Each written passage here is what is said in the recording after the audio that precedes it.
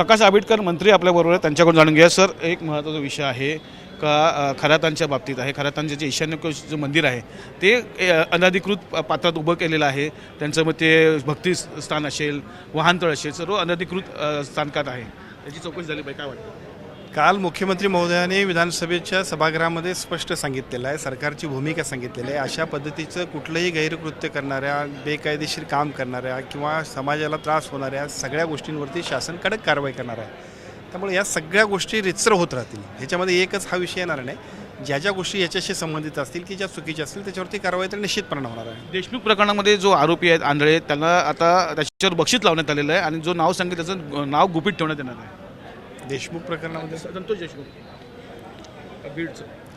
नाही, त्या सगळ्या गोष्टी मागच्या टप्प्यामध्ये ज्या झालेल्या आहेत त्या सगळ्या टप्प्यामध्ये एका बाजूला त्याच्यावरती कडक कारवाई करावी अशा पद्धतीची भूमिका तर सगळ्यांचीच आहे.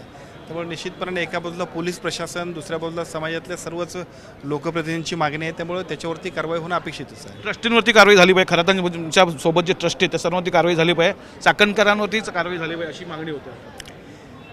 बऱ्याच वेळा असं होतं आहे, एखादी घटना घडली की मीडिया, सगळे समाज माध्यमातले सर्व प्रतिनिधी, सगळेच लोक जागे होतात. मला विनंती अशी करायची आहे, एक राजकीय सामाजिक कार्यकर्ता म्हणून अशा पद्धतीच्या कुठल्याही चुकीच्या गोष्टींकडे जाऊच नाही, ह्यासाठी सुद्धा कधी कधी आपण प्रबोधन करायला पाहिजे. खरं तर आपण एवढ्या चांगल्या पद्धतीने इतक्या प्रगत राज्यात राहतोय, प्रगत देशात राहतोय, तर अशा गोष्टींकडे सामान्य माणसानं, सर्वसामान्य नागरिकांनी जाऊच नाही, ह्यासाठी सुद्धा काहीतरी प्रबोधन केलं पाहिजे.